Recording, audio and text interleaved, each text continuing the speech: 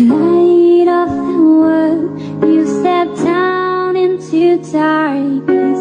Open my eyes, let me see beauty that made this heart adore you. Hope of the lives and with you.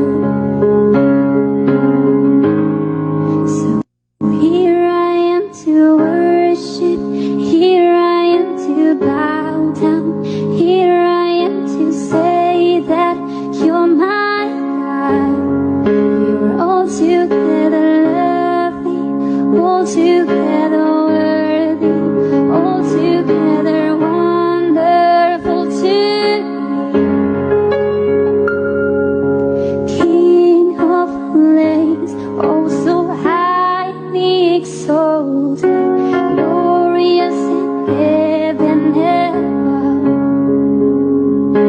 Humble you came to the earth you created, all for the sake you cared for.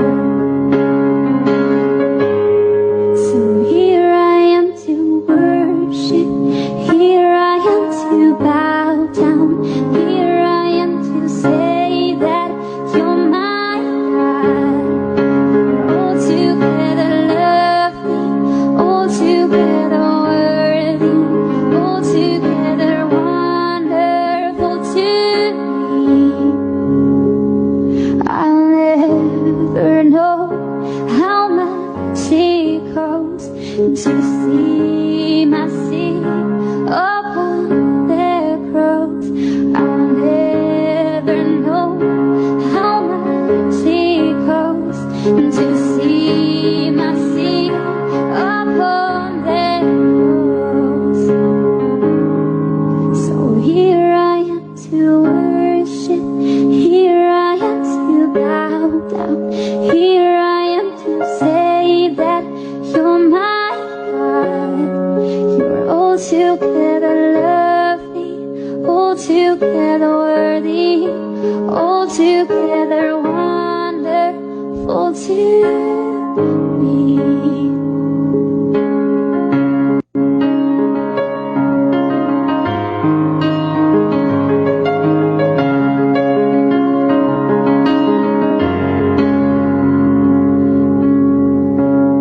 So here I am to worship, here I am to bow down, here I am to say that you're my God.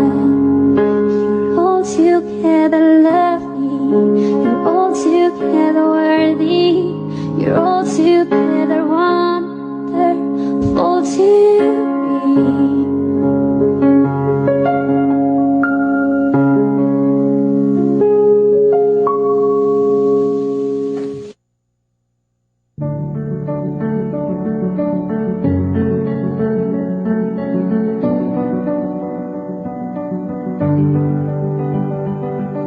I keep fighting voices in my mind that say I'm not enough.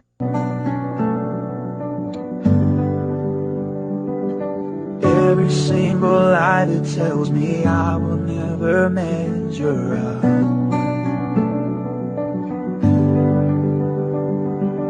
Am I more than just the sum of every high and every low?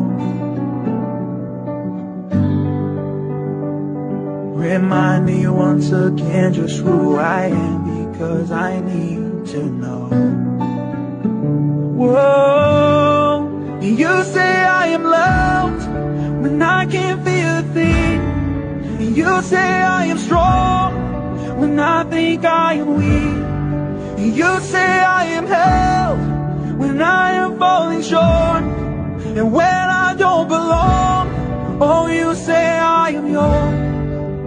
And I believe, oh, I believe what you say of me. The only thing that matters now is everything you think of me. In you I find my worth in you, I find my identity. Oh, you say I am loved when I can't feel a thing. You say I am strong when I think I am weak. And you say I am held when I am falling short. And when I don't belong, oh, you say I am yours. And I believe, oh, I believe what you say of me.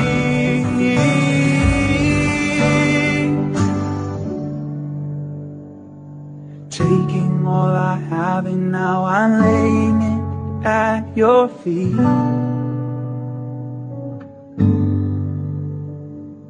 You have every failure, God, and you have every victory. Every victory, 'cause you say I am loved when I can't feel a thing. And you say I am strong when I think I am weak. And you say I am held when I am falling short. And when I don't belong, oh, you say I am yours.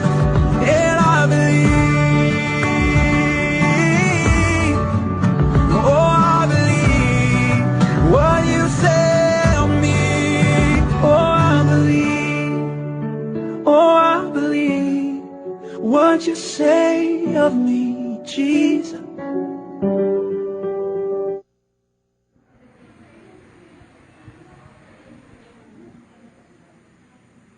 Good morning po sa lahat. Ay, parang mga tulog pa sila. Good morning! Hiniling ko po ang lahat na bago tayo mag-start natin panalangin, gusto ko pong tumayo kayo at lapitan nyo yung 5 katao. Kamayan nyo, kumustahin nyo po.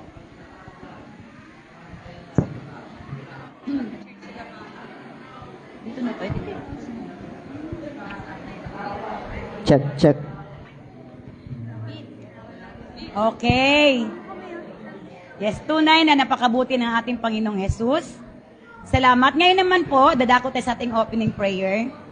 Dakilang Diyos na makapangyarihan sa lahat, pinupuri ka namin, Panginoon. Pinapasalamatan ka namin, Lord, sa buong linggong nagdaan. Lord, thank you. Thank you, Panginoon, dahil ikaw ang nagbigay ng kalakasan sa amin. Salamat, Panginoon, dahil muli mo kaming dinala sa iyong tahanan upang kami ay magpuri at magsamba, Panginoon, sa iyo. Lord, dalangin ko, Panginoon, linisin mo, Lord, ang aming mga puso't isipan, Panginoon. Tulungan mo kami, Lord, na ikaw ang siyang patuloy, Lord, na manguna, Panginoon. We invite, Lord, your Holy Spirit, Panginoon.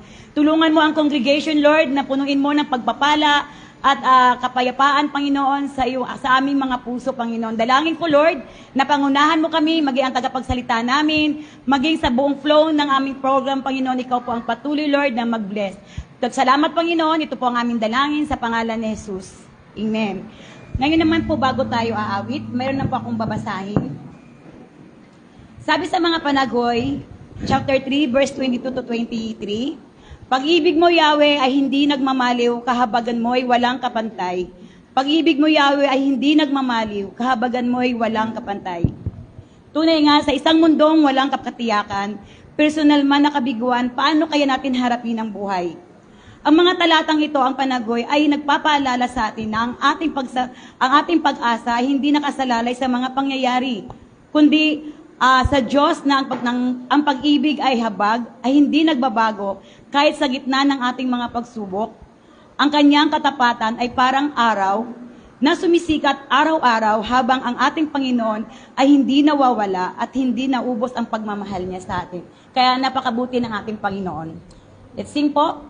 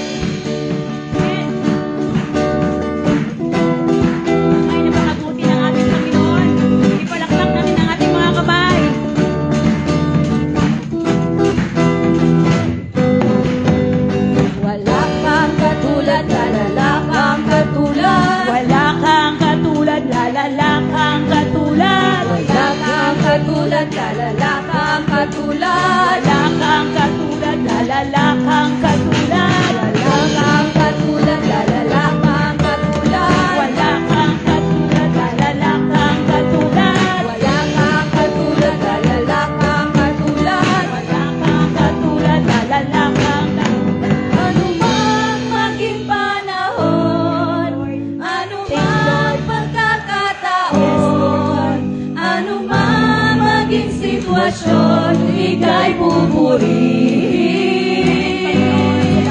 Anumang maging panahon, anumang maging taon, anumang maging sitwasyon, ika'y pupurihin. Ikaw at ikaw pa rin. Wo-oh, wo-oh-oh, wo-oh, wo-oh-oh, wo-oh-oh, at ikaw pa rin. Amen, amen.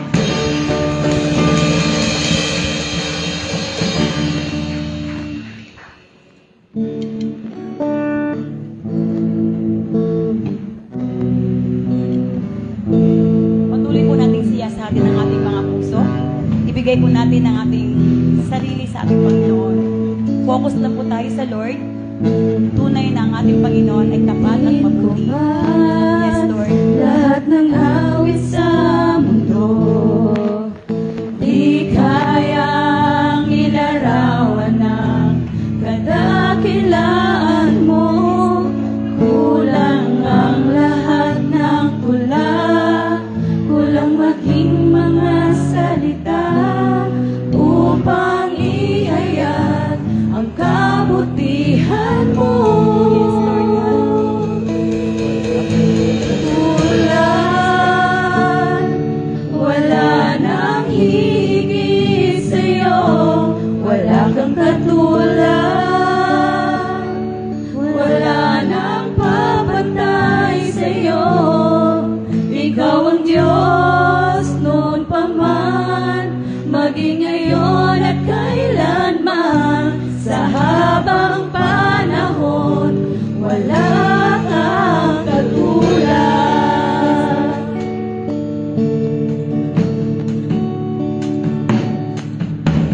Awitin mo man lahat ng awit sa mundo, di kayang ilarawan ng kadakilaan mo. Kulang ang lahat ng tula, kulang maging mga salita upang ihayag ang kabutihan mo. Wala kang katulad, wala nang higit sa'yo, wala kang katulad, wala nang papantay sa'yo. Ikaw ang Diyos noon pa man, maging ngayon at kailanman, sa habang panahon, wala kang katulad. Wala kang katulad, wala nang higit sa'yo, wala kang katulad, wala nang papantay sa'yo.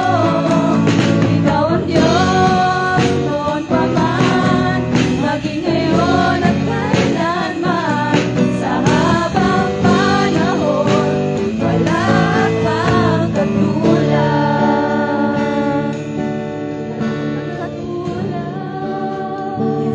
Wala nang higit sa'yo, wala kang katulad, wala nang papantay sa'yo.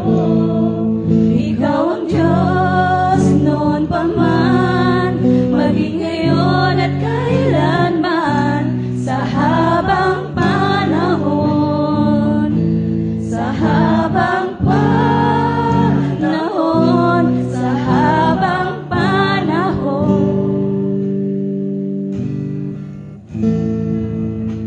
Wala kang katulad.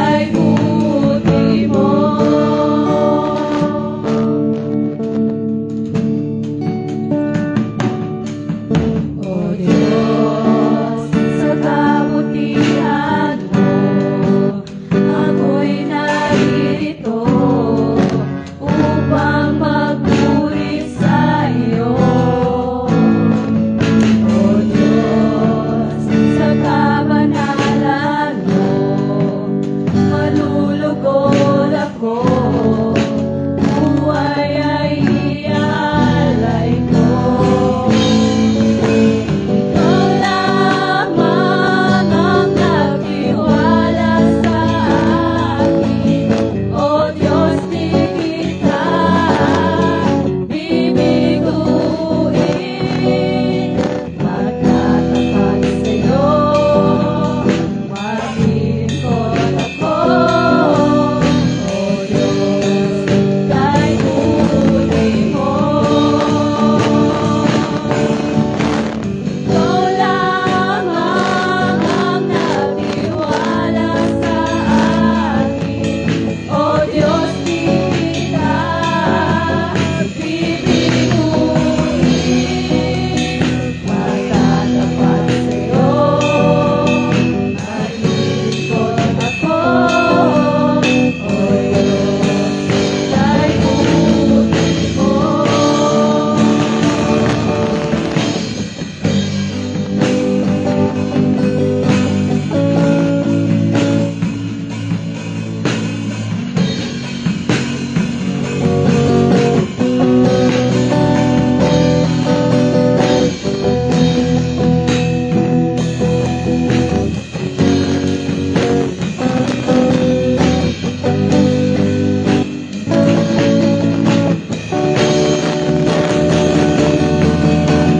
Ikaw lamang ang nagtiwala sa akin.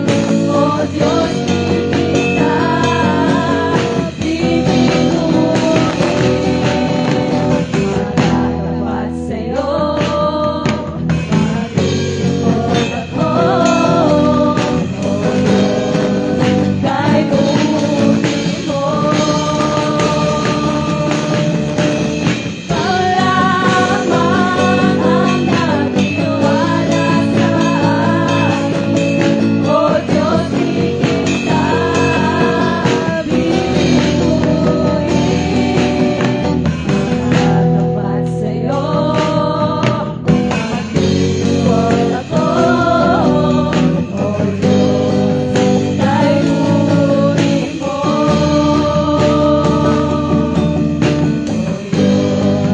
Kay buti mo. O Diyos, kay buti mo.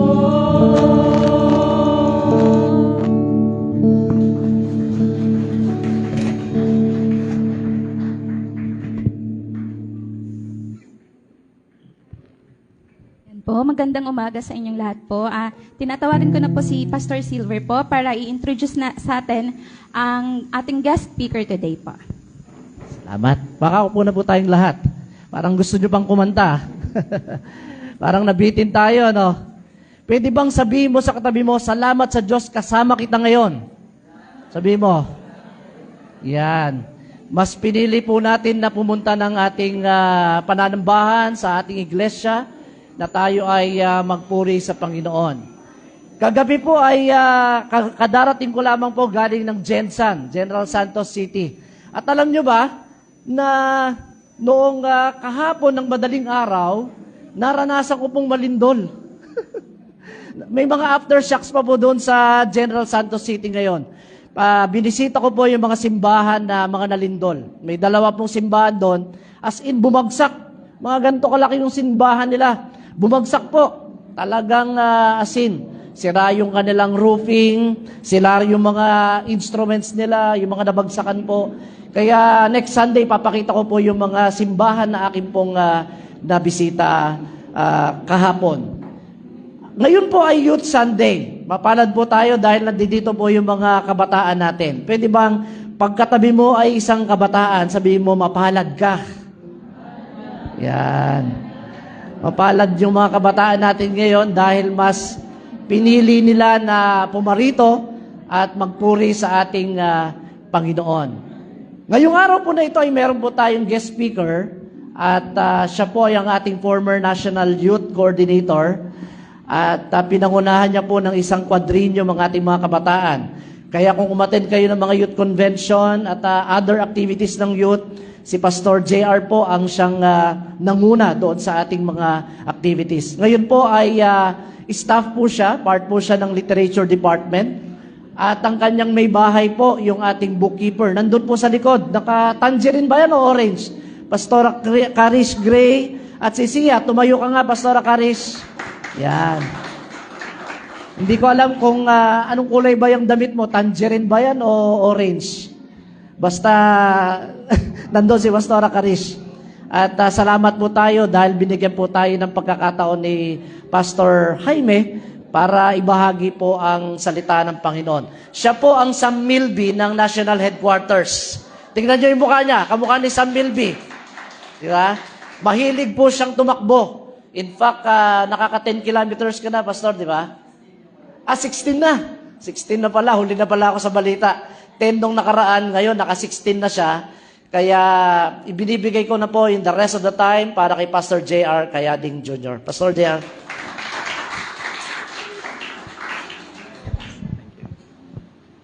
Maraming salamat, Pas, sa introduction. Magandang umaga po sa ating lahat.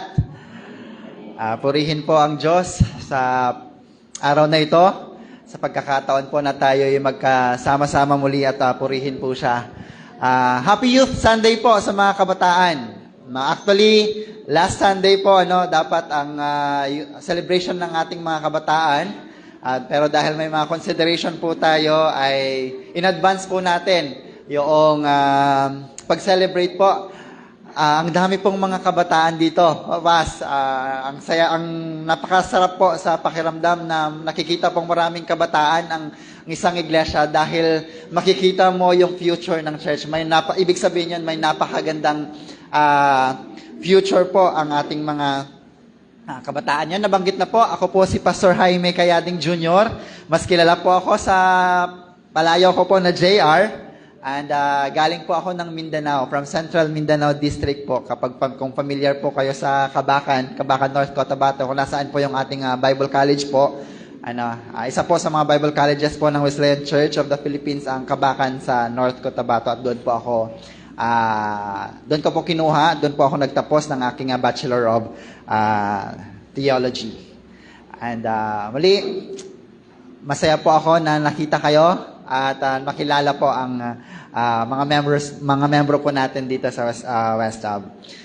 Again, kagaya ng sinabi ko kanina, ngayong araw po na ito, we celebrate ang linggo ng mga kabataan. Now, we celebrate not merely because we have young people inside the church, no, pero nagdiriwang po tayo, we celebrate because God has always using you, young people, to accomplish extraordinary things. Naniniwala ba kayo doon? Na ating mga kabataan po ginagamit ng Panginoon in not just in simple things but even in extraordinary things. Hello? Okay. Pero narinig niyo na ba yung katagang ito? Ang title po ng aking mensahe, Don't waste your youth. Live fully for God. Ito po yung ito po yung title po at ito yung pag-uusapan po natin ngayong umagang ito. Okay. Sino nang nakarinig ng itong statement na to? You're too young. Ang bata mo pa. Mas masarap yan sa pakiramdam kasi on the other side, looking young yon. Ibig sabihin kapag bata, looking young yon. Pero narinig niyo na ba ito? Ayaw ka nilang pakinggan because you're too young. Nakaka-relate ba kayo? Anong pakiramdam? Minsan parang naririnig natin yun, okay, parang nai-intimidate tayo. Sige, sa gilid na lang tayo, Marahil ito yung sinasabi ng mundo, pero ang sinasabi ng Diyos sa'yo ngayong araw na ito ay ito. You are exactly the person I can use. Sabihin mo nga sa katabi mo, you are the person exactly God can use. Okay? Ikaw mismo, ikaw na kabataan ngayon, ikaw yung tamang tao na gustong gamitin ng Panginoon para sa kanyang ministry. Bakit? Even in the Bible times, maraming mga kabataan na mula po sa kanilang kabataan, ginamit na sila ng Panginoon. Nariyan po si David. No? David was a teenager when he defeated Goliath. Batang-bata siya. No? Si Joseph, still young when God gave him dreams. No? Kaya nga, nung nireveal niya yung mga dreams niya, nainggit sa kanya yung mga kapatid niya. No? Nandyan naman po si Daniel, ang kanyang mga kaibigan, na they remained faithful during their captive sa Babylon. And of course, nandyan din po si Timothy, na naging pastor, he became pastor na batang-bata, while still young. Ibig sabihin lamang po noon, yung age mo ngayon, our age has never limited God. No? Your age has never limited God. Faithfulness does. Imagine niyo po, sinong may iPhone 17 ba? Ang latest ngayon? Sinong may iPhone 17 dito ngayon? Imagine niyo po, binigyan ka ng worth 80,000 na cellphone. Sabihin natin, binigyan ka ng iPhone. It has the latest processor, no? It has the best camera, it has the strongest battery, no? Unlimited yung potential niya, no? Unlimited yung potential ng cellphone. Pero instead of using that phone wisely, ginamit mo lang siyang pang flashlight. Ang ganda-ganda ng cellphone mo, very latest, ang mahal-mahal ng cellphone mo, pero ginagamit mo lang siyang pang flashlight. Ano ba? Hindi ba parang waste yon na bumili ka ng cellphone tapos pang flashlight lang, hindi mo siya nagagamit according sa kung ano yung ability niya. Na hindi mo nagagamit yung cellphone according sa kung ano yung capability na meron yung phone na yon. And ganun din daw po tayo. Ganun din daw po kayo, mga young people. Ganun din po tayong lahat na naririto ngayon. God has given them gifts. You young people, binigyan kayo ng Panginoon ng mga gifts. God has given you talents. God has given you energy. God has given you dreams. God has given you opportunities. Pero, marami daw mga kabataan ngayon na instead of using those gifts, using those talents, and pang mga blessing na binigay ng Panginoon, they are using it on temporary pleasures instead of using them in eternal purposes. Yung iba, binigyan ng Panginoon ng napakagandang boses. Yung iba, binigyan ng Panginoon ng napakatalinong utak. Pero ginagamit nila ito sa kung ano yung nagbibigay ng pleasure sa kanila sa mundong ito. Instead of using it sana para sa glory ng Panginoon, para sa ministry po ng Panginoon. And today, I want to ask you, what are you doing? Ito yung gustong tanungin ng Panginoon sa inyo. What are you doing with the life I gave you? Tanungin mo yung katabi mo, ano ang ginagawa mo sa buhay na binigay sa'yo ng Panginoon? What are you doing with the life I gave you? Basahin po natin itong text po natin, 1 Timothy chapter 4 verse 12. Sabi niya, basahin nga natin lahat po.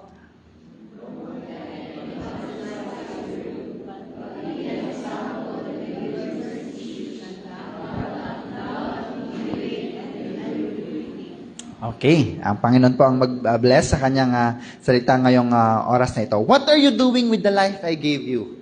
Yun yung tanong ng Panginoon sa iyo ngayong oras na ito, mga kabataan. Sa ating lahat na narito. Ang mensahe ko actually para sa mga kabataan, but of course, for everyone. Yung background po ng passage po natin, our text comes from Paul's letter to Timothy. Si Paul po, he was the old mentor, while Timothy was a young pastor leading the church in Ephesus.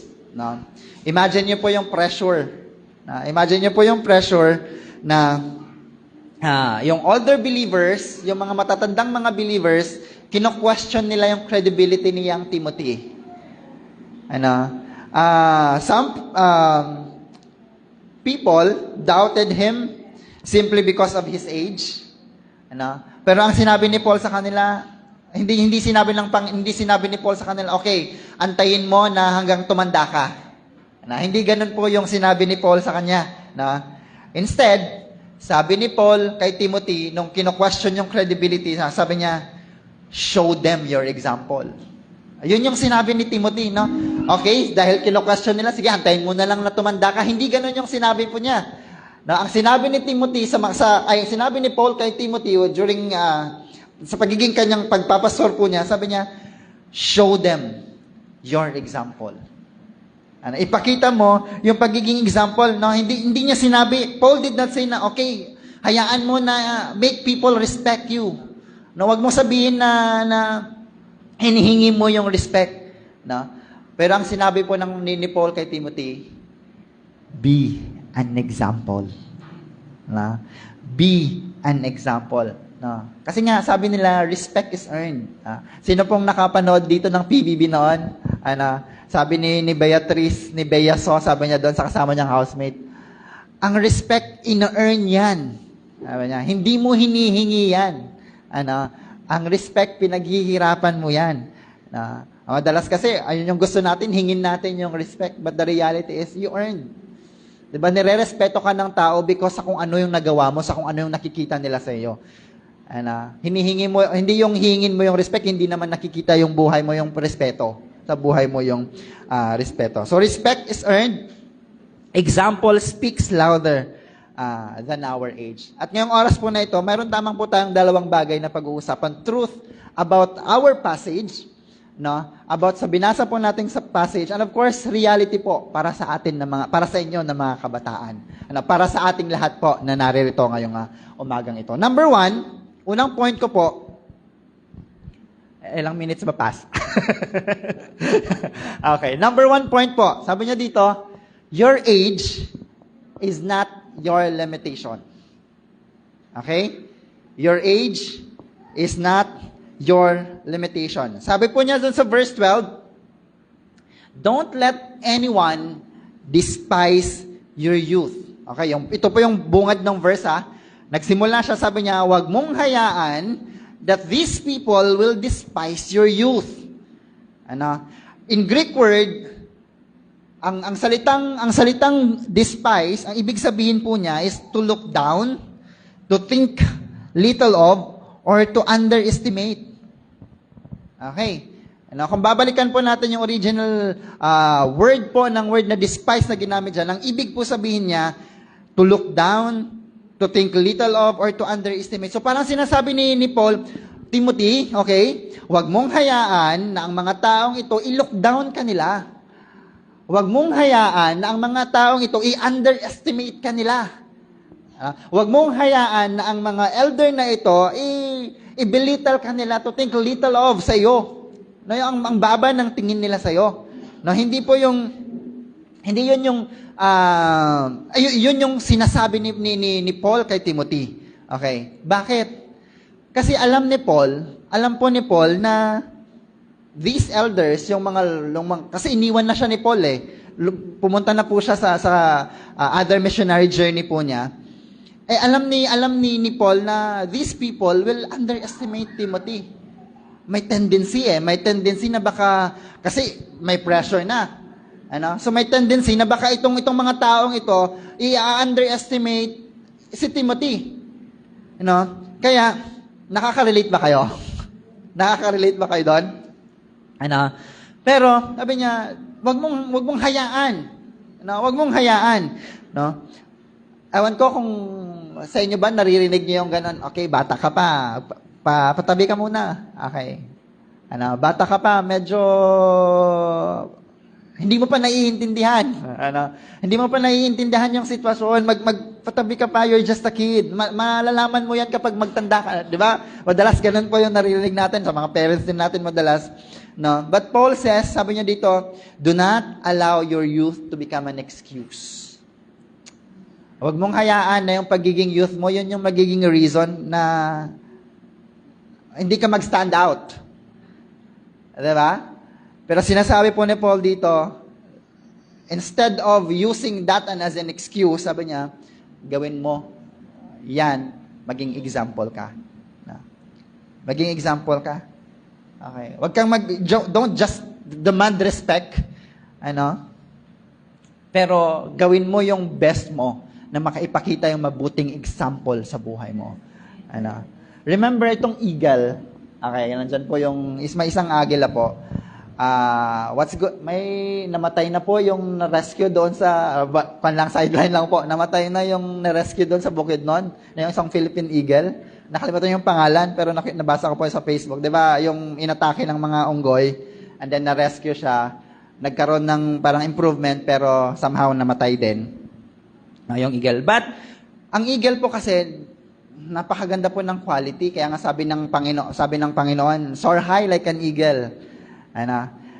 Ang eagle po, they never waste time arguing with the crows, na they were great.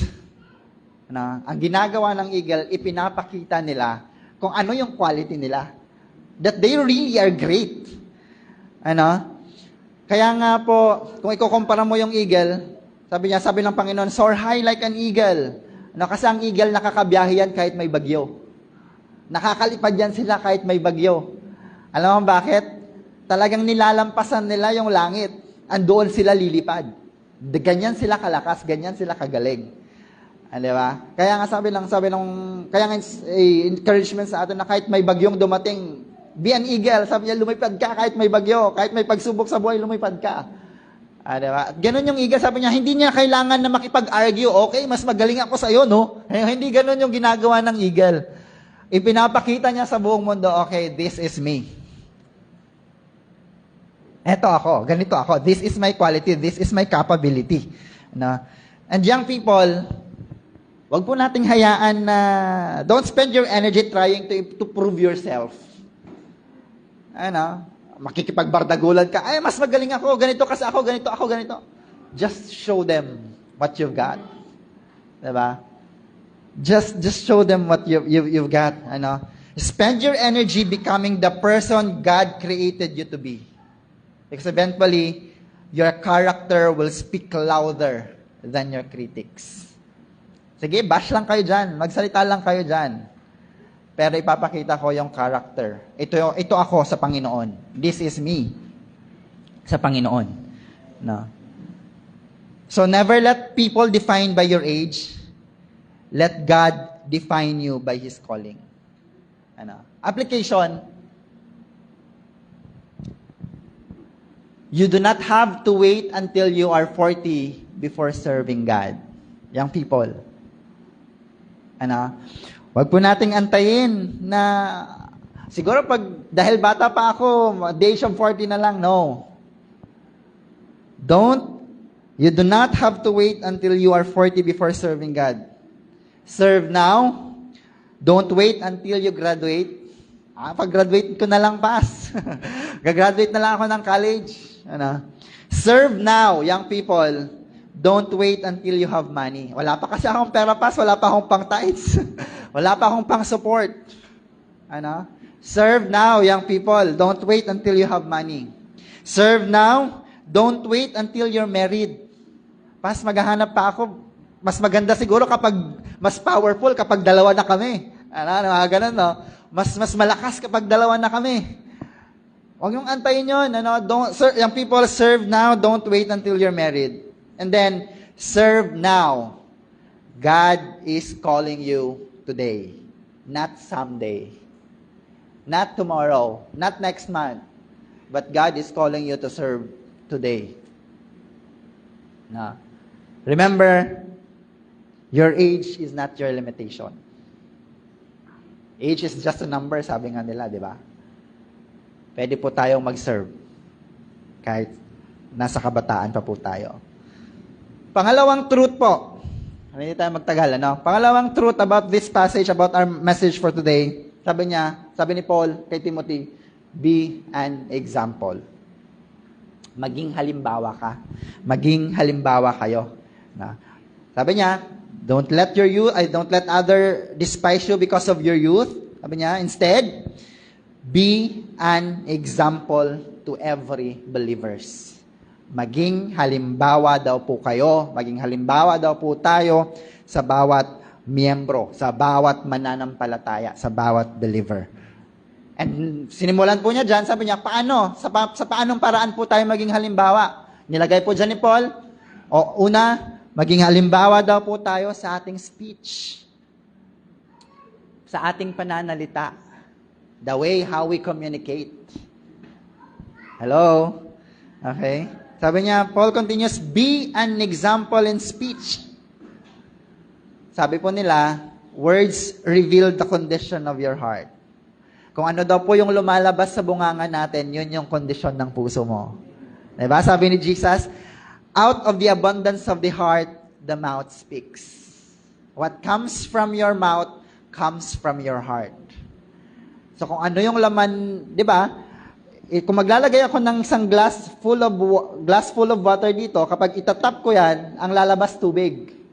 Diba? Hindi naman lalabas yan ng juice or ng anything. Dahil kung yun yung laman niya, yun yung lalabas sa baso.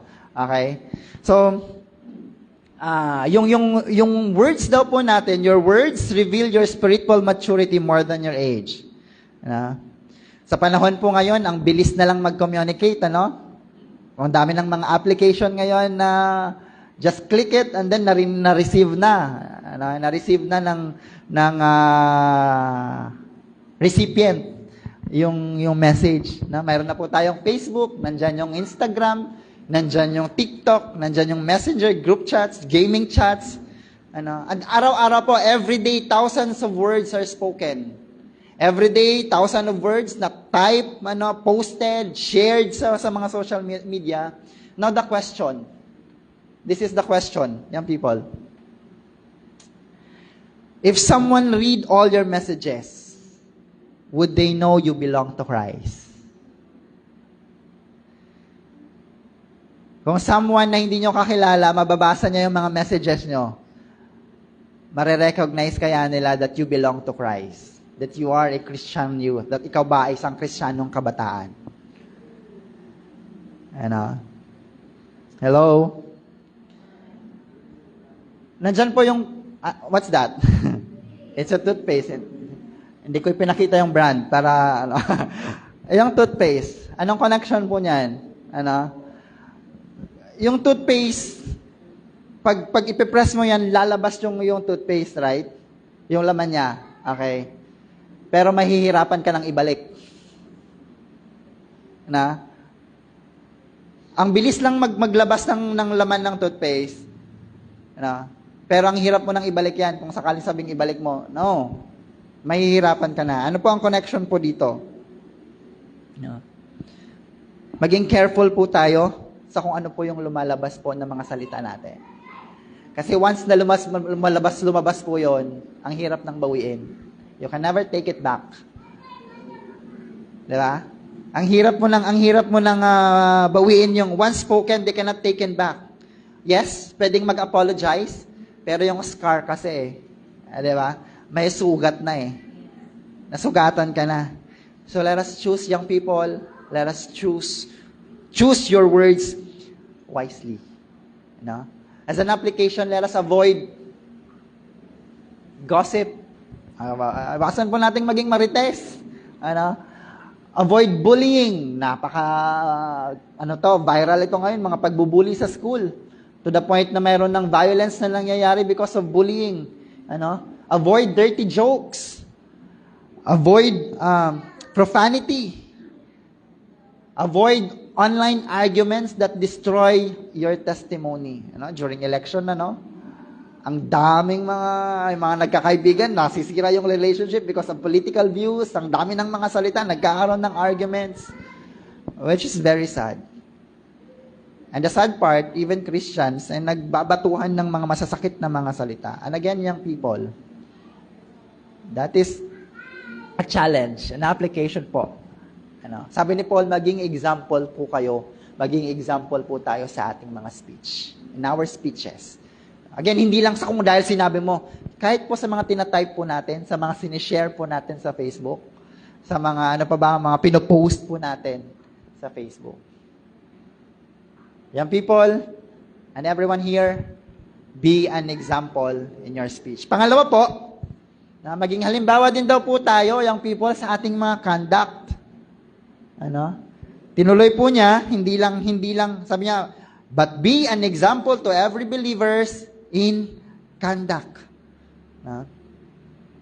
After sinabi po ni Paul kay Timothy na maging example sa mga salita, sabi niya, okay, hindi lang sa mga salita, Maging example din kayo sa inyong mga conduct. Ano? Kasi, pwedeng ang mga tao, they will doubt what you say, pero hindi nila pwedeng i-ignore kung ano po yung nakikita nila sa buhay ninyo, kung paano ka mamuhay. Diba? Action speaks louder than words. Sabi nga din nila, diba? Diba? Action speaks louder than word. No?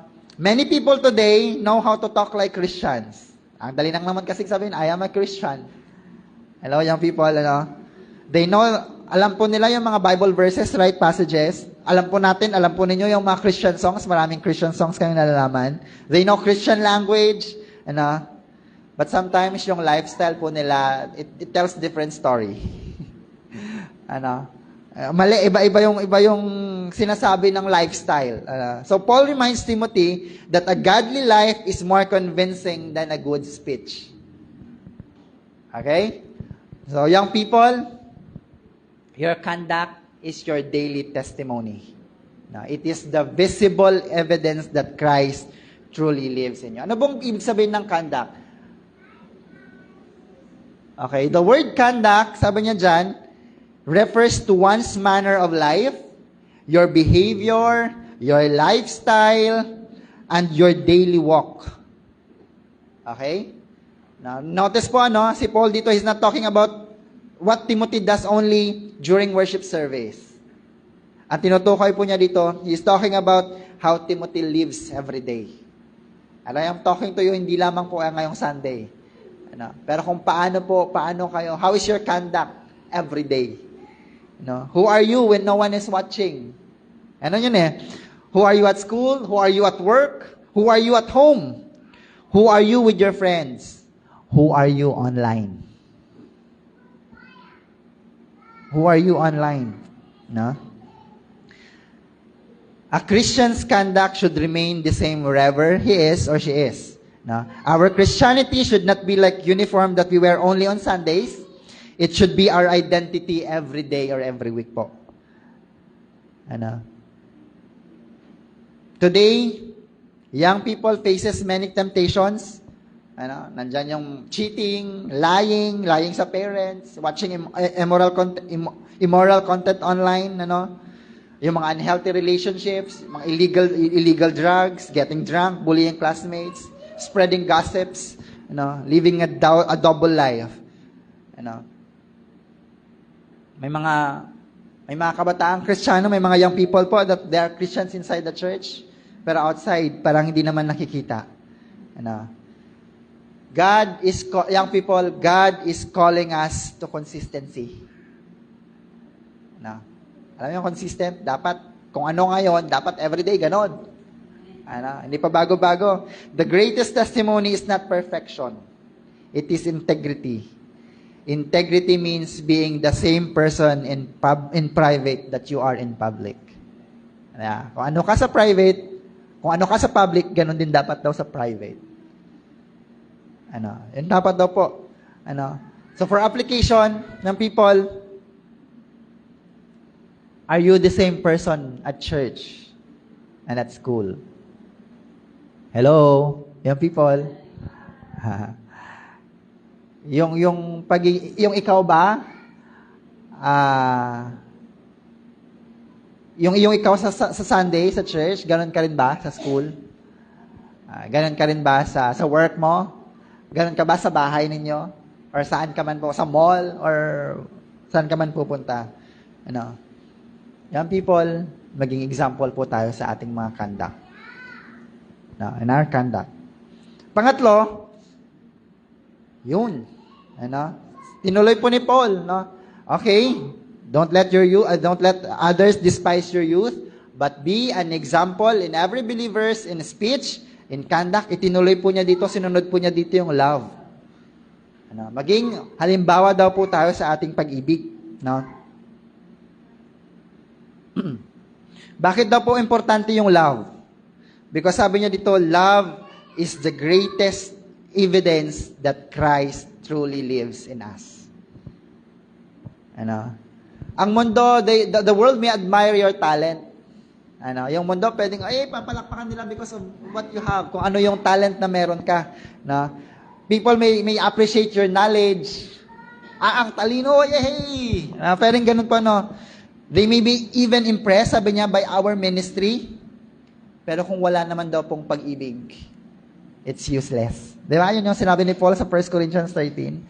Sabi niya, kahit ma-learn ko lahat, sabi niya, magaling man ako sa music, magaling man ako mag-speak, can speak the language of angels, sabi niya, magaling man akong magturo, magaling man ako everywhere, kung wala naman daw pong pag-ibig, it's nothing, it's useless. Wala daw po yung value. Yun yung sinabi ni Paul. The word love here, the word translated love here is the Greek word for agape. Naririnig po natin yung agape. It is the kind of love that God has for us. It is sacrificial. It is unconditional. It seeks the good of others even when there is nothing to gain. This is the love that Jesus demonstrated po on the cross. Kaya sabi ni Paul kay Timothy, let your life reflect the love of God, the love of Christ. Hindi lamang sana sa simbahan, not only when people are kind to you, but even every day. Hindi lang sana mag-reflect yung love, yung pag-ibig sa buhay mo, kung yung taong ito ay mabait din sa'yo. Mag-reflect pa rin sana yung pag-ibig ng Diyos, kahit na itong taong ito ay ang hirap mahalin. Hello? Okay? Yan people, ano pang ibig sabihin ng, what does it mean to love today? What do you think? Naiiwan ko yan sa inyo. Sa panahon ngayon, ano kayang ibig sabihin ng let us love? Sometimes it means encouraging your classmates. Sometimes it means including a student, sabi niya, who is always left out. Sometimes it means forgiving. Kahit na sinaktan ka or kahit na kuminsan ang sakit ng ginawa sa'yo, it means refusing to bully others online. To love today means praying for your classmates, praying for your friends, praying for other people. Why? Because in the first place, ang Panginoon po, inibig niya tayo. Why do we need to love? Ano yung mag-motivate dapat sa atin na umibig? It's the love of Christ. In the first place, God first loved us. Inibig po tayo ng Panginoon unang-una. Take note hindi tayo inibig ng Diyos nung tayo ay naligtas na. Inibig tayo ng Diyos kahit nung tayo ay makasalanan pa. Kaya nga yun yung mag-motivate sana sa atin na kahit itong taong ito, ang hirap ang mahalin. Itong taong ito, mahirap po, totoo yun. Diba? Ang hirap naman kasi talaga. Sabihin mong, paano ko ibigin tong taong ito na talagang sobra-sobra naman yung pananaksak sa akin. Parang 100 times naman akong sinaksak sa likod. Diba? Ang hirap naman po kasi talaga. Pero sa tulong po ng grasya ng Panginoon, for sure, the Lord will continue to help us. Ang Panginoon po yung tutulong po sa atin. And yun po yung ibig sabihin when we said we should love. Kaya nga, young people, this is my challenge. Practical challenge. Don't just talk about love. We should live it. Ang dali lang kasing, okay, mamahalin kita. I love you with the love of the Lord. Okay? Madali yung sabihin yun. Pero, hindi lang sana natin sinasabi. Isabuhay din po natin. Hello, young people, isabuhay po natin. Live it. Remember, the love of Christ is not... Okay. Remember, the love of Christ is most convincing when it is seen in an extraordinary or in ordinary acts of kindness. Kaya encourage ko kayo ngayong oras na ito. Can you think of someone in your mind? Classmate mo man? Workmate mo man? Choose one person to encourage. Or kung meron ka may someone man na until now hindi mo pa napapatawad, can you think na ipag-pray mo yon? Ipag-pray mo siya. And pag-pray mo yung forgiveness. Or can you think of someone na hindi ka pa binabayaran. May utang sa'yo, hindi ka pa binabayaran at na-stress ka na kasi hindi ka na binabayaran. Can you pray? Di ba? Pag-pray po natin, pwede pong ganun. Because again, the love of Christ is most convincing when it is seen in ordinary acts of kindness. Hello?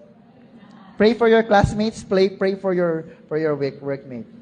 Okay, pang-apat po. Medyo tagal na tayo, no? It's faith. Sabi niya, maging example kayo na in speech, in your conduct, in your love, and then dumating po tayo dito sa faith. And perhaps ito daw po yung parang pinakamahirap, it is the greatest challenges for every young believer. Bakit daw po? Because faith is easy to talk about when everything is going well. Reality yon. Ang daling pag-usapan ng ating pananampalataya when everything is going well. Kapag ang smooth ng path natin. But how about during those times na pasan mo yung daigdig? Parang pasan mo yung daigdig, ang hirap. Pwedeng pong mag-worship when anyone can worship when life is comfortable. Okay?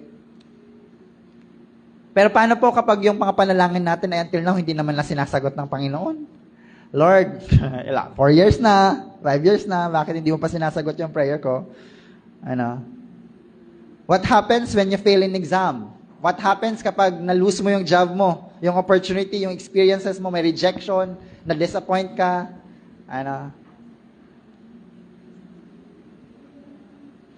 Pero sa panahon daw po na yon, doon na ipapakita yung totoong pananampalataya. During hard times.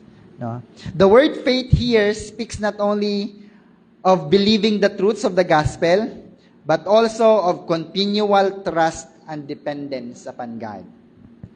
Na kahit mahirap po ang buhay, na kahit dumadaan po tayo sa hirap ng buhay, magtitiwala pa rin ako sa Panginoon at magdidepende pa din ako sa Panginoon.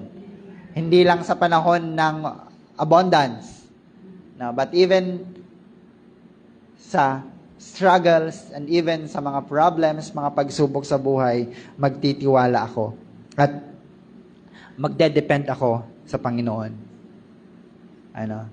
Young people, you live in a generation filled with uncertainty.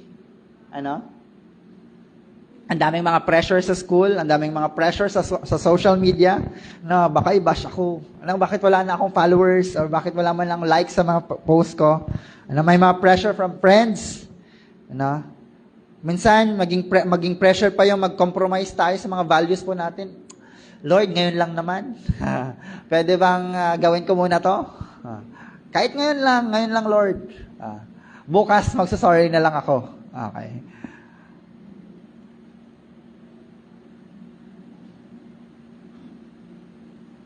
Yun po yung mga kadalasang nangyayari. But then, ano po bang ibig sabihin ng faith? Pwedeng marami po magsasabi sa atin kung ano po yung ibig sabihin ng success. But God's word calls you to trust Him above every other voice. Faith means choosing honesty instead of cheating. Faith means choosing purity instead of immorality. Faith means choosing obedience instead of popularity. Faith means believing that God's way is always better, even when it is harder. Sometimes po, yung living by faith will make you different. Diba? Magiging iba ka talaga sa ibang, diba? Sa ibang tao. Okay? Pwedeng ma-misunderstood ka, na pwedeng, masyado ka namang holy, ganon.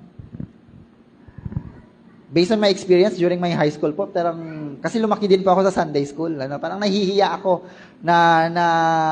kasi yung mga friends ko, holy ka naman masyado. May mga ganong era po, during my high school, and hindi pala maganda yun.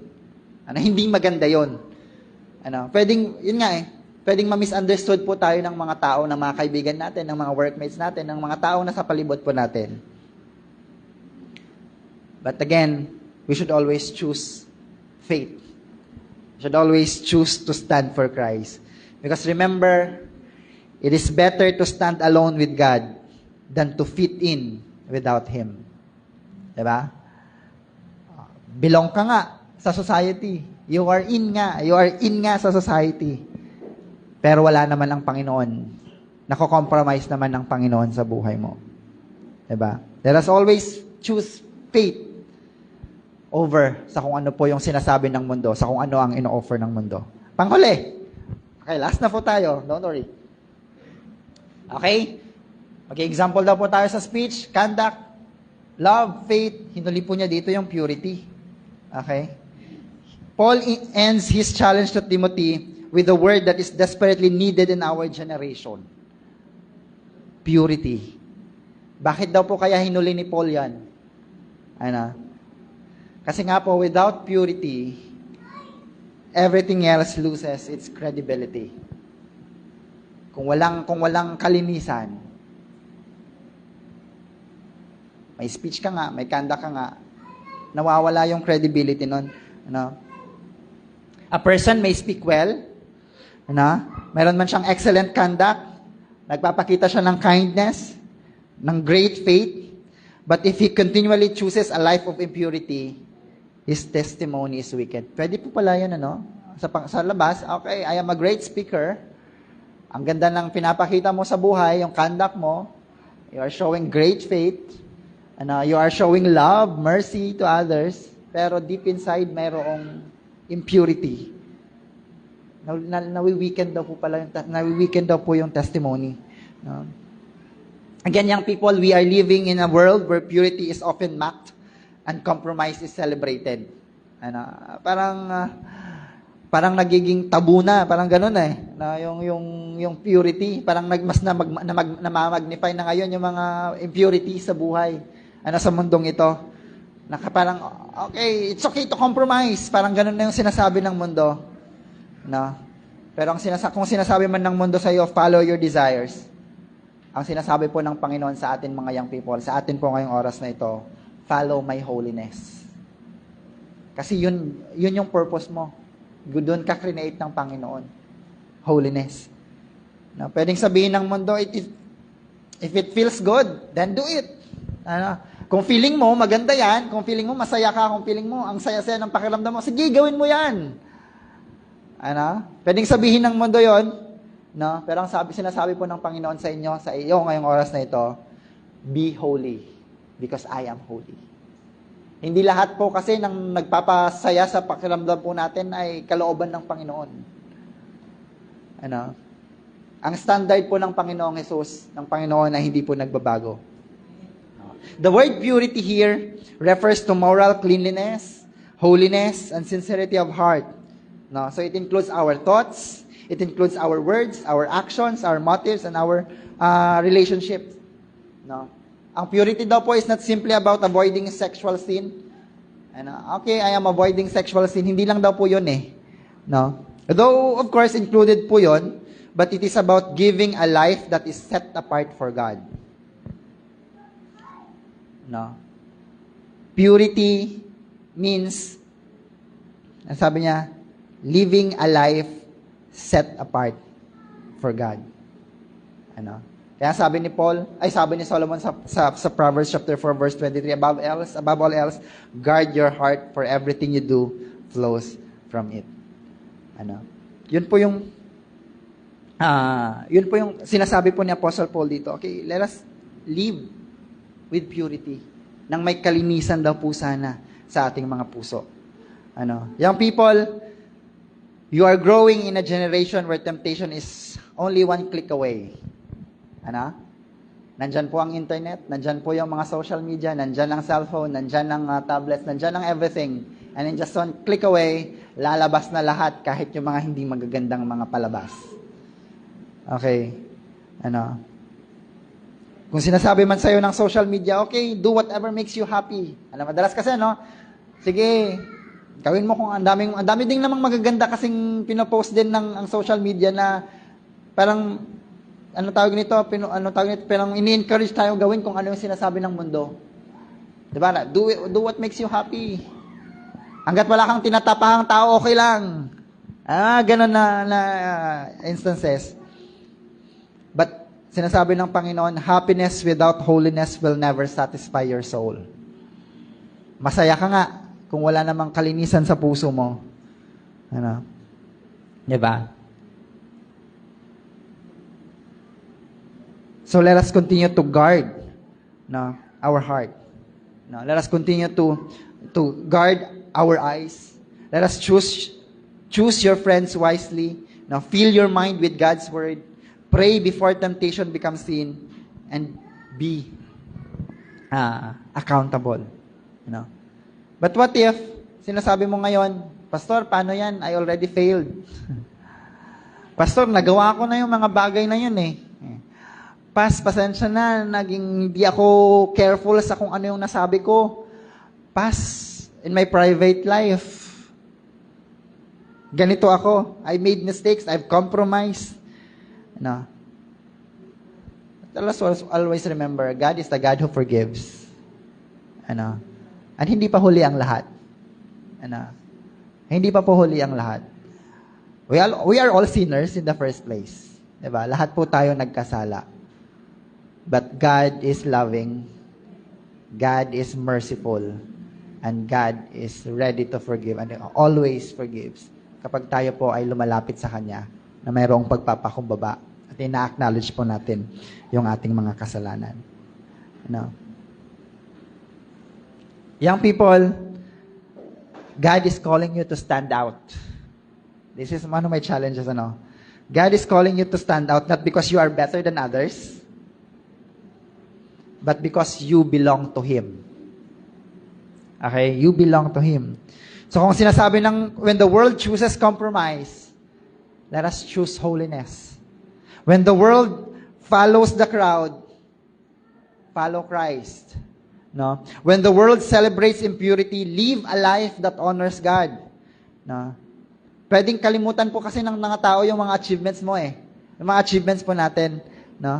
Pwede nilang makalimutan yung mga rewards po natin. They may even forget your words.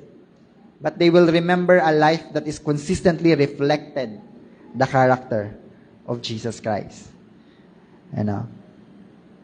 So the question is, as you live today, let us remember this, young people.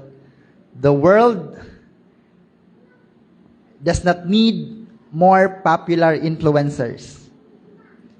The world needs more faithful followers of Jesus Christ. The world does not need more popular influencers.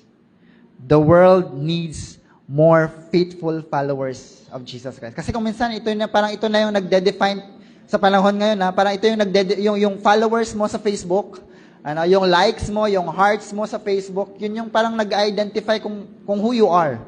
Yung nag-identify ng value mo. But that is a wrong mindset. That is a wrong mindset. Again, the world does not need more popular influencers. The world needs more faithful followers of Jesus Christ. So mga kabataan, let us go into your schools. Umuwi po tayo sa ating mga tahanan, sa mga universities, or pumunta po tayo sa ating mga trabaho, or punta po tayo sa mga communities. And be an example.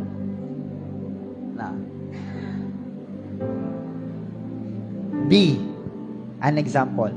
Saan man po sana tayo pumunta, kung ano po tayo dito sa church, kung halimbawa po, if we are an example here inside the church, mas maging halimbawa po sana tayo saan man po tayo pupunta. Or kung sino man po yung mga makakasama ninyo. Again, young people, do not let anyone despise your youth, but be an example to the believers in speech, in conduct, in love, in faith, and in purity. The Lord bless us all. The Lord bless you, young people. And again, be an example. Magandang umaga po sa ating lahat. Yan po ang aking mensahe at binabalik ko po sa ating presider.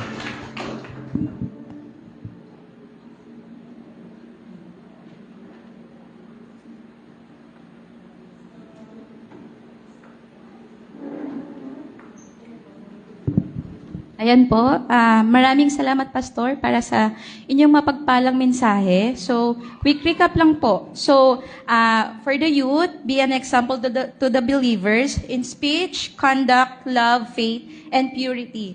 And para naman po sa ating mga elders, be intentional. Guide the youth to their path of faith. So, ayun po, may mga quick announcement lang po kami. So, para po sa mga visitors namin for the youth, may prayer meeting po kami every Wednesday, 7 p.m. So, this week's meeting, Wednesday, July 22, ang in charge po natin is ang Youth Society po. So, punta lang po kayo dito 7 p.m. po. So, next week, may Pot Bless po tayo, celebration of July celebrants po. So, happy birthday po sa mga may birthday po ng July. So, Youth Sunday next week po, July 26, 2026, at San Juan Wesleyan Church at 2:30 p.m. with a registration fee of 80 pesos po. And Sunday School will be held every last Sunday of the month, beginning next week, July 26, 2026. Classes will start, classes will be divided according to the society. So, yun po, yung mga visitors po natin and yung mga nag-aya po, paki-inform na lang din sila kung gusto nilang mag-attend po ng ating prayer meeting po. So,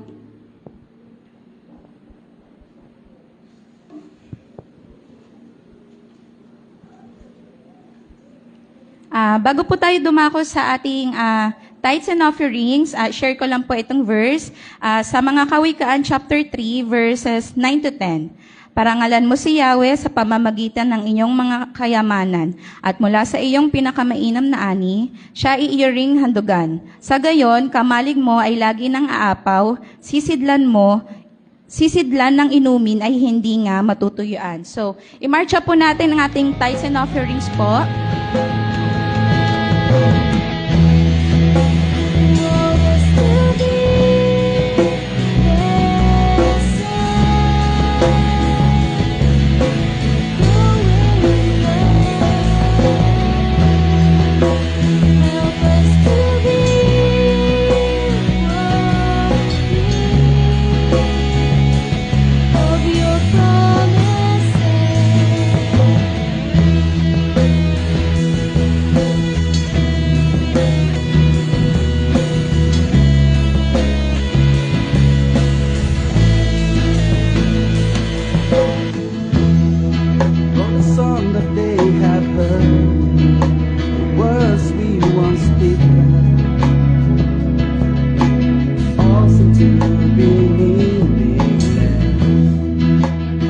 Magtayo po tayo para ipag-pray natin po ang ating tithes and offerings po.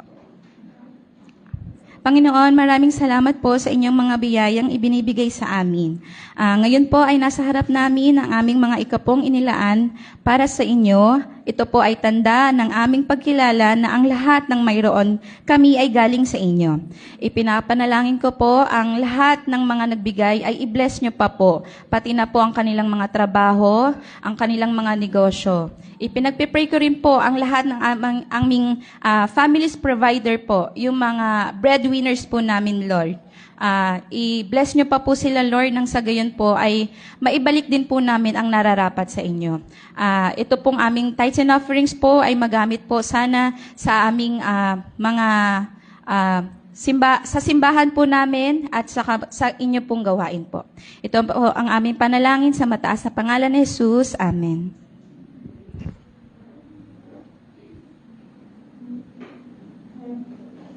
Ayan po. So, dahil po ngayon po ay Youth Sunday, so meron pong inilaan na special numbers ang ating mga katatayan at mga nanay po. So, tinatawagan ko po ang ating mga tatay. Ipakita nyo na po ang inyong talent po ngayon. Punta na po tayo sa harap. Kaya nyo po yan.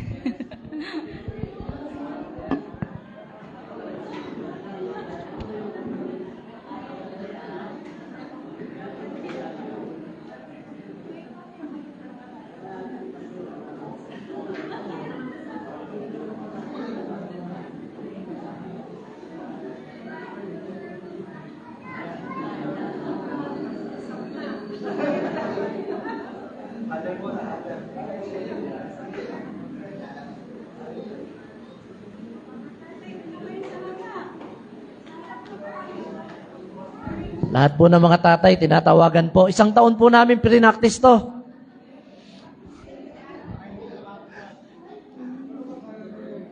Lahat po ng mga tatay.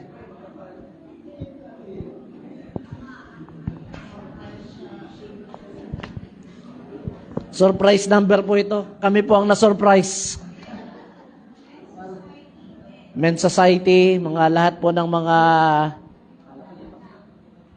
ama.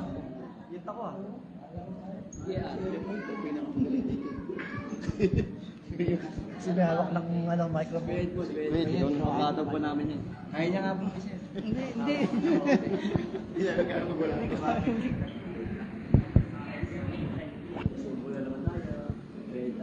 Hindi, sinabi lang sa akin kanina to, napasubo lang din ako eh.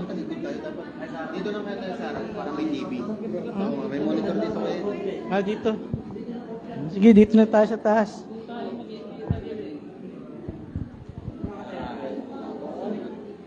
Parang si Alvin.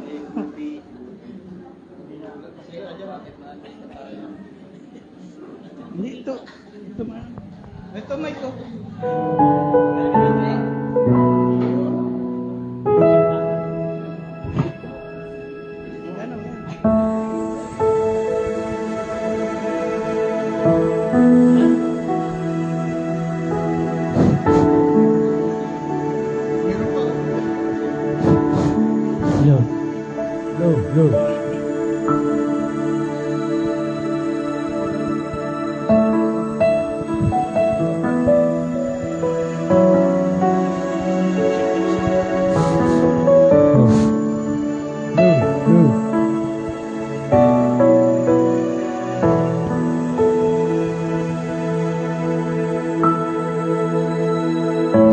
Buti-buti mo, Panginoon.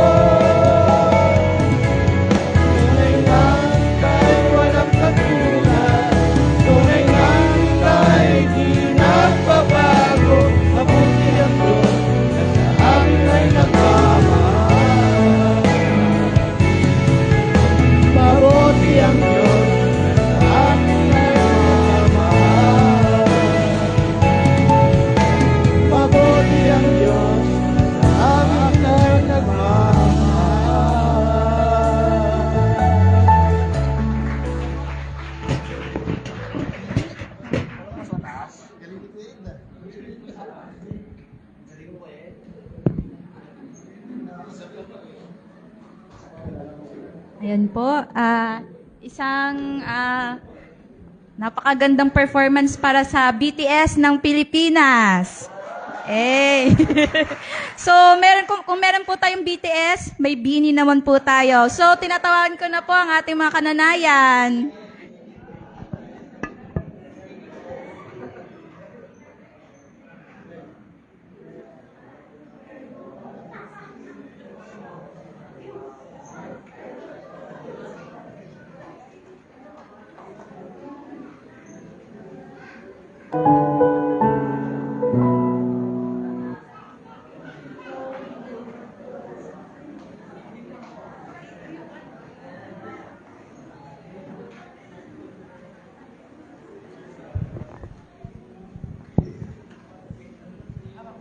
Ay, dito na tayo. Sa likod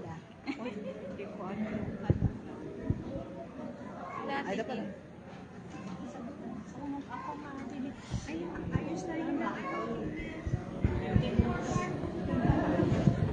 Ay, babe.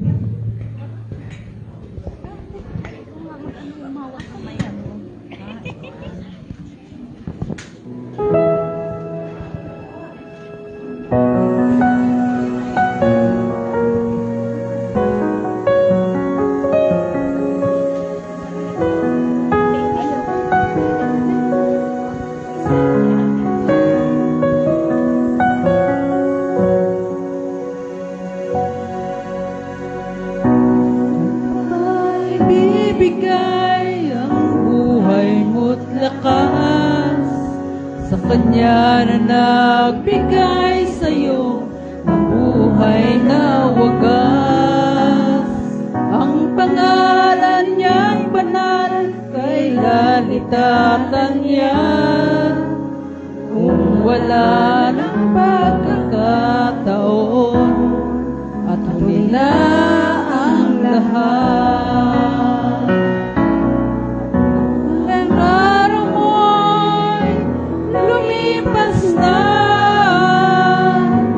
makuha pa kayang kaya'y siya ay paglingkuran?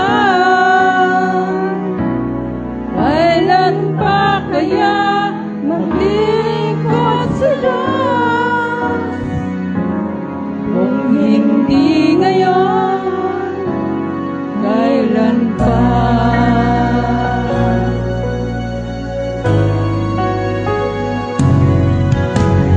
Kailan pa ibibigay ang buhay mo't lakas sa Kanya na nagbigay sa'yo ng buhay na wagas?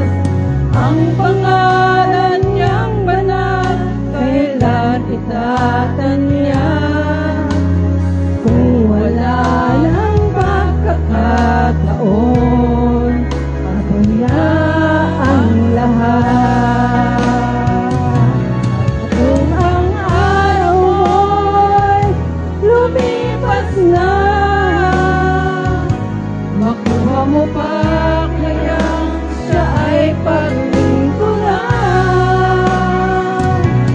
Kailan pa kaya maglilingkod sa Diyos? Kung hindi ngayon, kailan pa? At kung ang araw mo'y lumipas na, makuha mo pa kayang siya ay paglingkuran? Kailan pa kaya maglilingkod sa Diyos? Kung hindi ngayon, kailan pa? Kung hindi ngayon, kailan pa?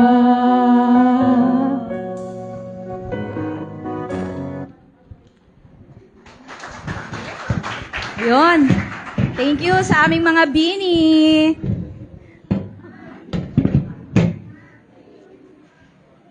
Sana po nakarelate ang youth. Ito po ang aming generation na. So, Next naman po, meron po kaming inihandang video presentation para sa youth ng Wesleyan West Avenue Church. Panoorin po natin.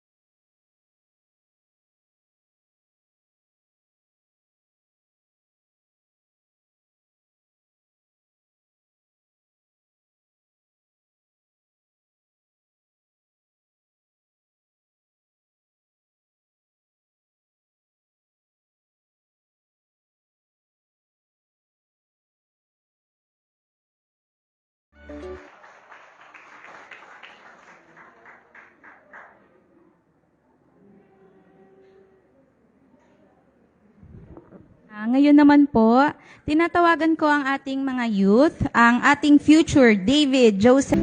Parang 70% yata ng attendance natin, mga youth, ano? Yung mga nakaupo, mga dating youth yan. Mga dati tayo mga youth pero ngayon ay ang mga kabataan natin ngayon ay narito at ipapanalangin po natin sila. Pwede ba tumayo tayong lahat? At extend po natin ang ating mga kamay sa mga kabataan po natin ngayon. Tayo po ay manalangin.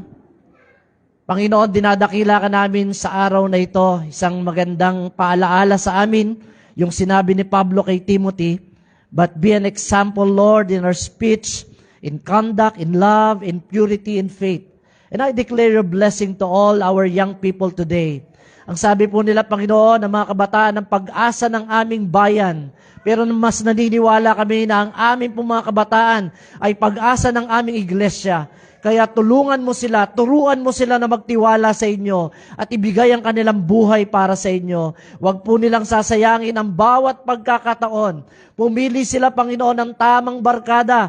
Pumili sila ng tamang desisyon na hindi lamang dahil ito ay maraming gumagawa, pero dahil ito, Panginoon, ay nais mo para sa kanilang buhay. Panginoon, tinataas po namin sila, maging ang kanilang karir sa buhay, ano bang kurso ang kanilang kukunin, hayaan mo, O Diyos, na ito ay maging karapat-dapat na kurso para sa gayon, Panginoon, ay matugunan ang kanilang pangangailangan. Ngayon pa lamang, O Diyos, magtanim ka sa kanilang mga puso upang sa gayon ay lumalim sila sa kanilang pananampalataya at hindi sila aalis, Panginoon, sa paglilingkod sa inyo. Habang may lakas pa sila, habang sila ay may buhay, Panginoon, ibibigay nilang kanilang lahat-lahat para sa inyo. Minsan pa, dinideklara namin ang pagpapala, Panginoon, para sa lahat ng mga kabataan na narito ngayon. Samahan mo sila ng iyong banal na presensya. Ito po ang aking panalangin sa pangalan ni Jesus at ang lahat ay magsabi ng Amen. Amen. Amen. Palakpakan po natin ang mga kabataan natin. Huwag muna kayong uupo. May bibigay yata tayo sa kanila, mga token natin. Pwede po bang ibigay na yung mga token natin sa kanila?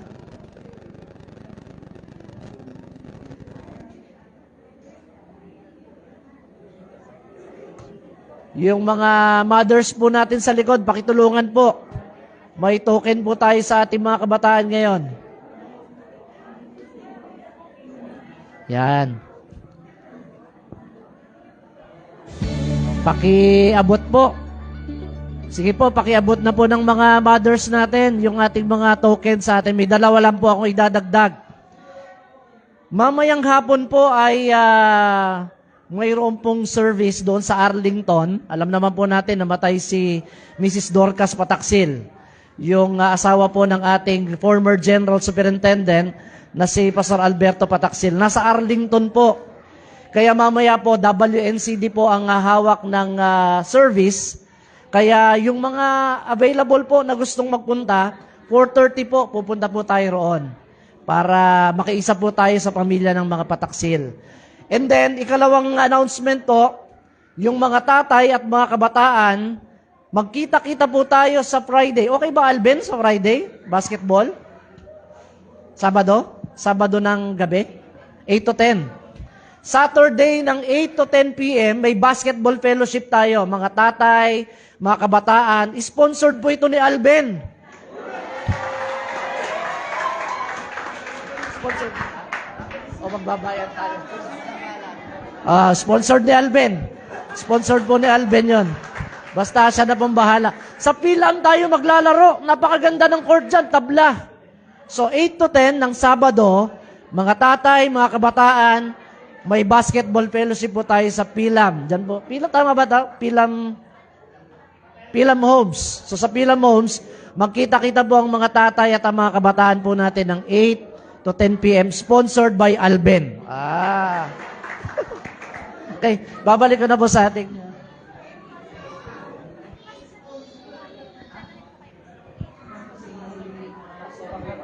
Okay pa. Ngayon po, tinatawagan ko po si Pastor JR po sa harap. Ililihans lang po namin kayo. Pastor Hope.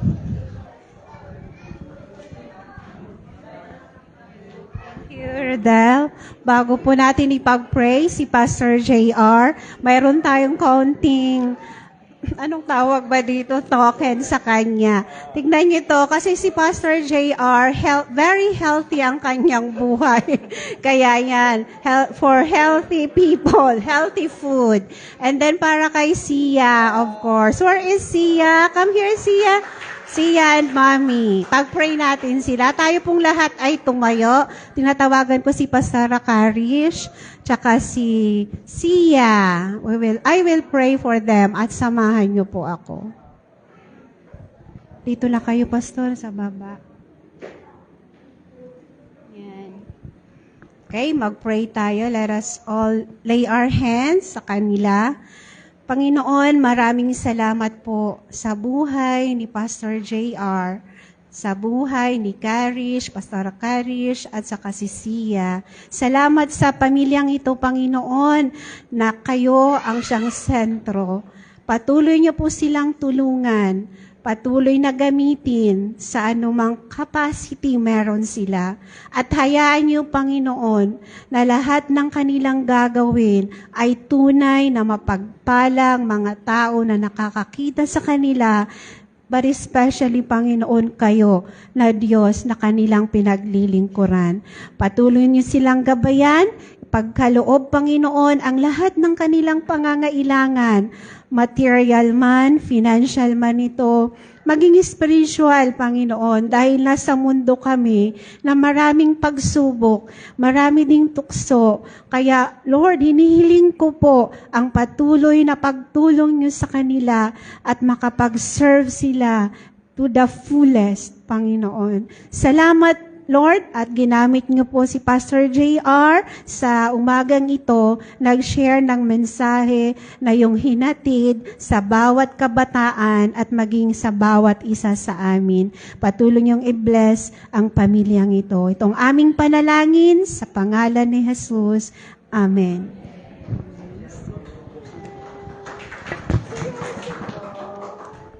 Manatili po tayong nakatayo at i-close po tayo ng panalangin ni Pastor Jaime.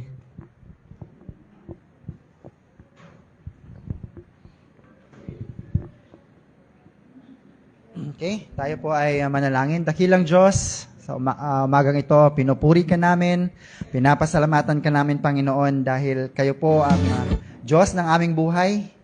Kayo, Panginoon, ay tapat sa aming mga buhay at kailanman, Lord, hindi po kayo nagmaliw, hindi nagbago, Panginoon, ang inyong pag-ibig po sa amin. Maraming salamat for uniting us together to worship you, to celebrate your goodness, Panginoon, and of course, to celebrate, Lord, yung mga buhay ng aming mga kabataan. Maraming salamat, Panginoon, sa kanilang buhay. And again, I pray na kayo ang patuloy na tumulong sa kanila at mag-bless po sa kanila sa lahat ng kanilang mga gagawin at gamitin mo yung buhay nila, Panginoon, na pagpapala at isang napakagandang halimbawa, Panginoon, hindi lamang po dito sa loob ng iglesia, pero kahit saang lugar man sila, Panginoon, pupunta. Ganon din, Panginoon, sa mensahe po na naibahagi ngayong oras na ito, kanina, Panginoon, I pray na naway maging pagkaing espiritual, may tatak, Panginoon, sa puso't isipan ng aming mga kabataan, ng bawat isa na naririto ngayon, na maging halimbawa, Panginoon, no matter what happened. Ano man yung panahon, ano man ang maging sitwasyon, Panginoon, mananatili ang pananampalataya, mananatili, Panginoon, yung buhay na tapat sa inyo at pagpapala sa kapwa, Panginoon. I pray sa bawat pamilya, Panginoon, na naririto ngayong oras na ito. Hindi ko alam kung ano po yung mga struggles nila sa nagdaang araw, nagdaang linggo. Hindi ko alam ano yung mga pinagdaanan po nila, but I just pray, Lord, na patuloy niyo pong pagpalain, Panginoon, ang bawat pamilya dito, Lord, sa West Church.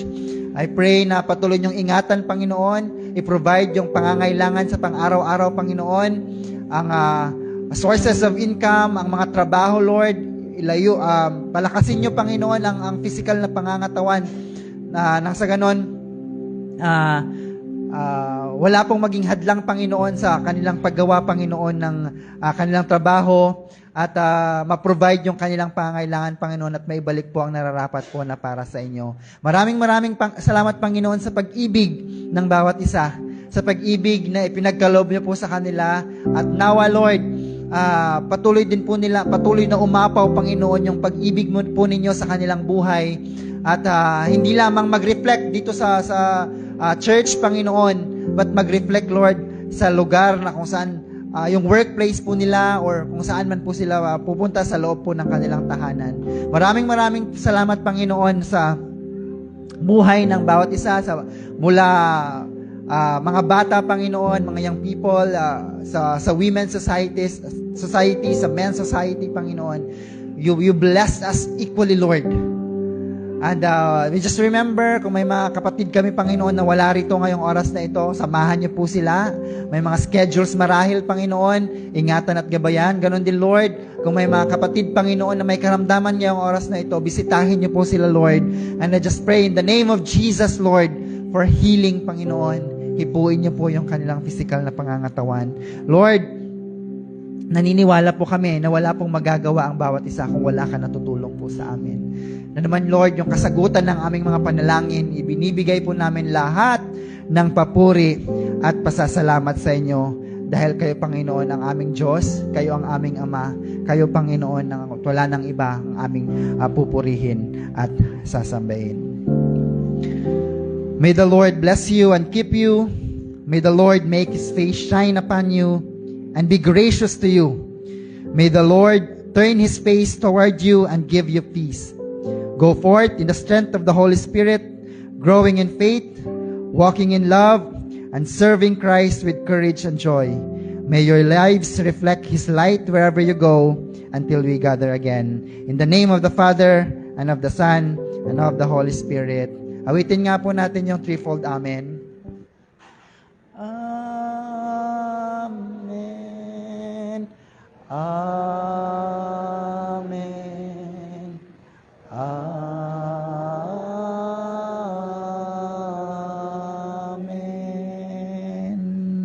Magandang umaga po sa ating lahat and happy Sunday. Salamat po, hindi po tayo uuwi. May huddle time po tayo. At hatiin po natin tong huddle time natin sa 3. Yung mga kabataan po, hatiin natin si Pastora Hope sa isang